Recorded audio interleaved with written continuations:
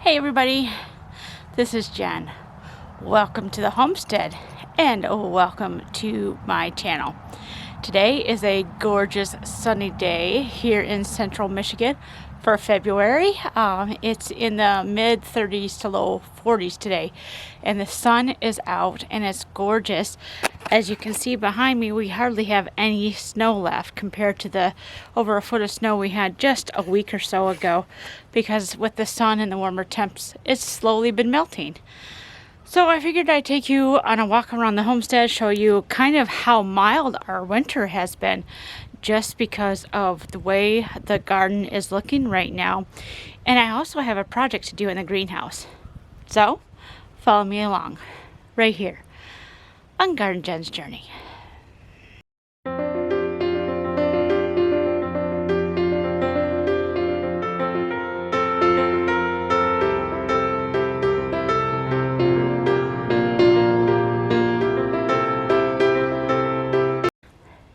Alright, so we're kind of going in the back here of where my fruit orchard is right now. It's looking kind of rough because the snow is gone and you can see just the catastrophe at the state of the ground right now. But as I mentioned in another video, what I'm thinking about doing in this area, because for us getting wood chips is very, very difficult, at least the free variety, and the kind that you want to put down to make this a nice organic wood chip area. We can't get them here, so we have to purchase wood chips, and so I think the best cost option for right now would be to actually put down some regular grass seed and let this go to a lawn kind of area again, so it can be easily maintained with a lawnmower, so to speak. And then eventually, you know, maybe I'll put the wood chips and stuff back here. But for now, I want to kind of get these weeds and stuff under control in as easy of a manner as I can, cost effective as well. So yeah, that's what I'm looking at doing, is actually putting some grass back down here, and hopefully the yard will look much better this year. So I'm looking at our fruit trees right now. With the crazy weather, I wouldn't be surprised that they're starting to bud out, because yeah, our winters have been very, very mild. So this is my one apple tree. This is a Honey Crisp, and I don't see any buds on it yet, which is really, really good. But I'm going to be pruning these and getting them ready, because these are a year old. And so I want to make sure that we get pruning them right away, so we get them in the proper shape. This is a wild apple tree that I transplanted. We're actually going to use this tree once it grows up and is healthier to be grass stock for some very old variety apples. So we'll see how that goes. And then this is my other peach tree that I have, because I do have two of them. This one is the best looking one out of all the two of them. This thing is just humongous. It did a huge growth this year. I was just amazed at how much this grew. So this is definitely going to get pruned this winter as well. I can see that there's quite a bit of damage on these, rubbing damage. So I'm wondering if I had some deer in here or something, because there's some rubbing damage down there, which is kind of low for deer. So maybe a rabbit or something. And then on this one as well, there's a lot of rubbing damage on it.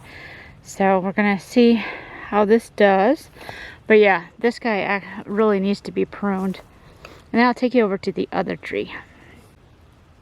Alright, well, this was my other tree, but it's not looking so well at all. Yeah, there's definitely rubbing damage, and it's also broken. So I'm not sure what was in here doing lots of damage to my trees. But we'll keep an eye on this and see if it comes back.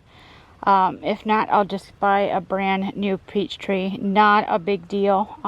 You know, it's one of the risks we take as gardeners, is sometimes we have to replant things because they just get damaged beyond saving.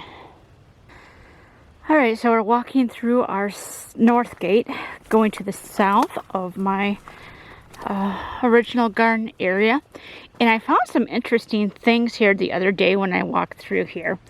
These are my birdhouse gourds that I just left hanging here because I figured they weren't going to be salvageable, you know, and I was just gonna let them sit here and rot kind of thing, and then eventually put them in the compost bin. Well, as I came out here and I just, you know, kind of messed with them a little bit, I was pleasantly surprised that they're actually pretty much cured, at least a couple of them. This one is, and this one is. It's quite hollow and whatever. And that one, not so much.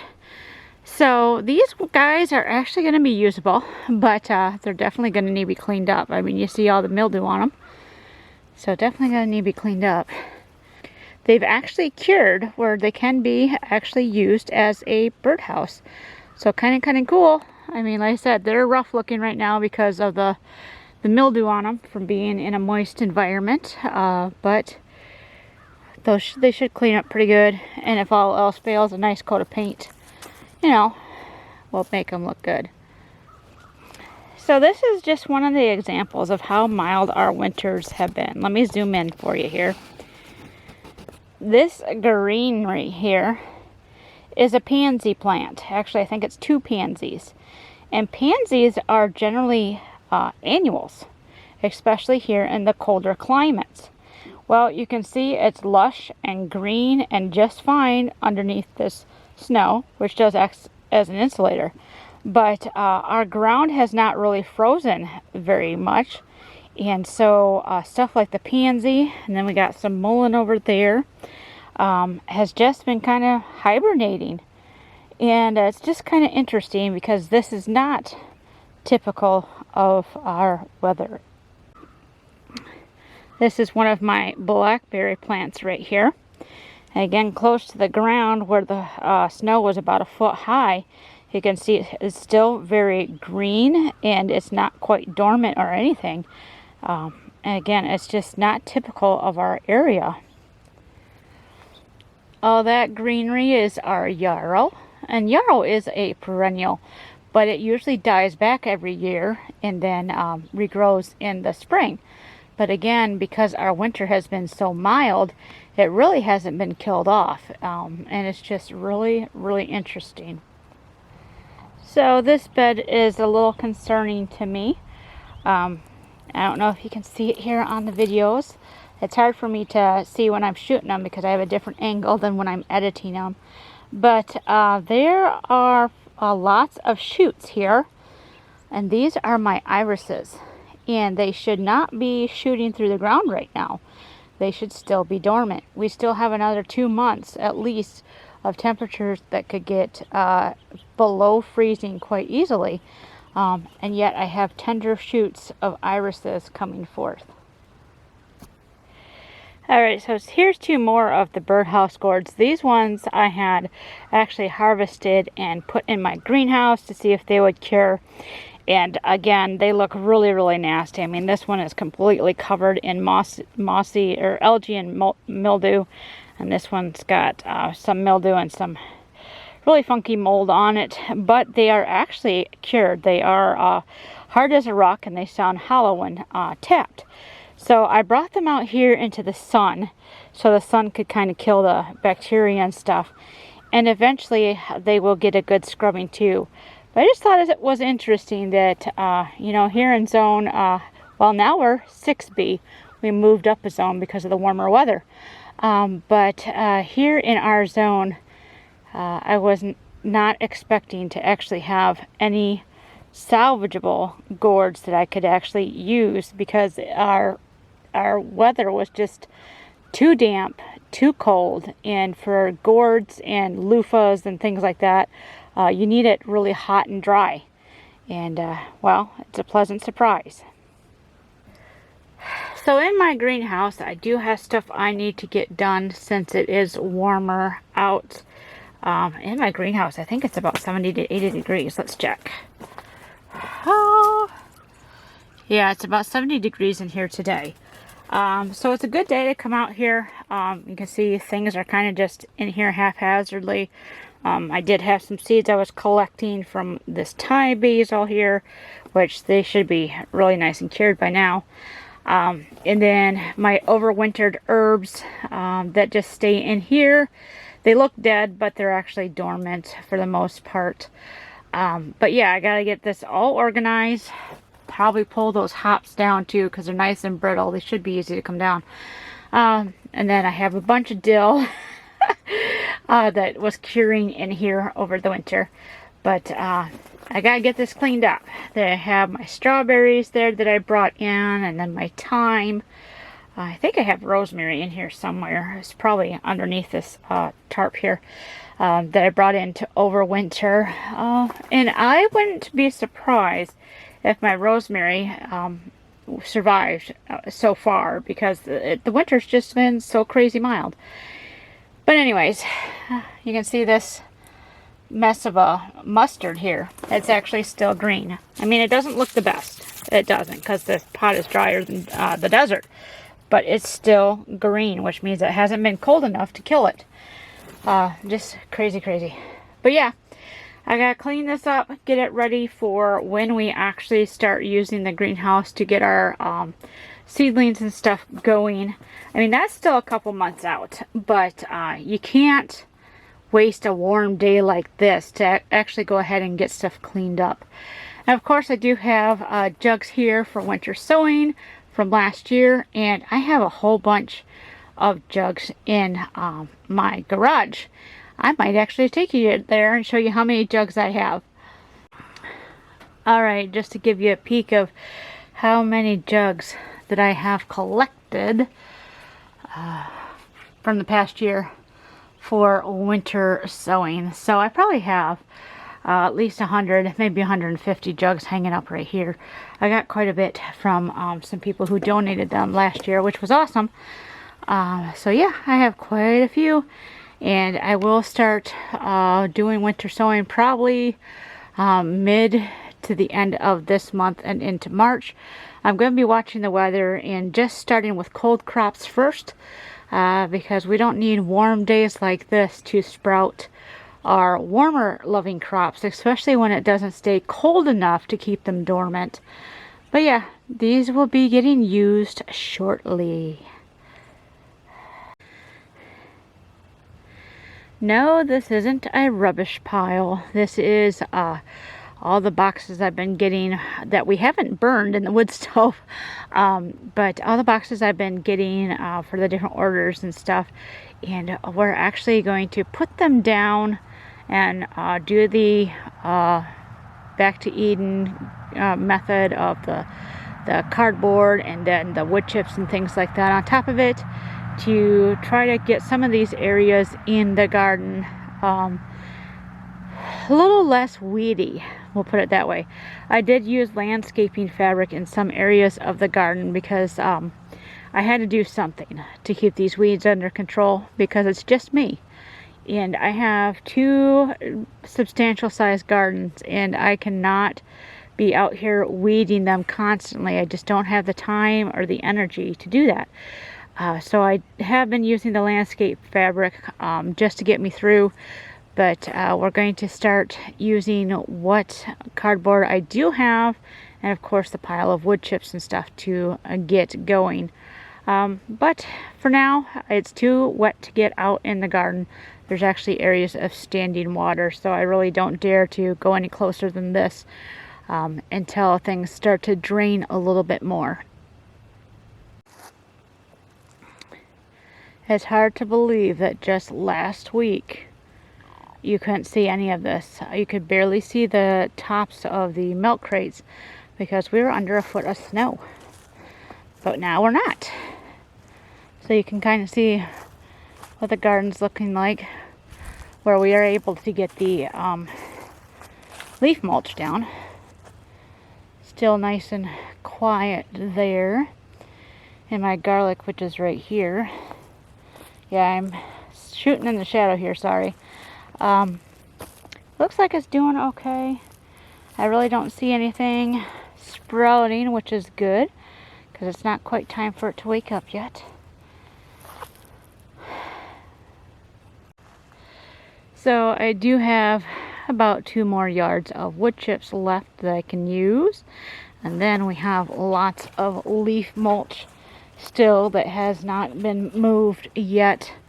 But the ground cover is here. I just have to get to it when it's a little bit warmer. Not quite yet, because these piles actually have moisture in them and they are kind of frozen. So I'll have to wait till it warms up. But I'll be so excited when we can get all this mulch moved to the garden spaces. So that's what the garden's looking like right now. It's kind of weird and just not right. I should not have so much green stuff still.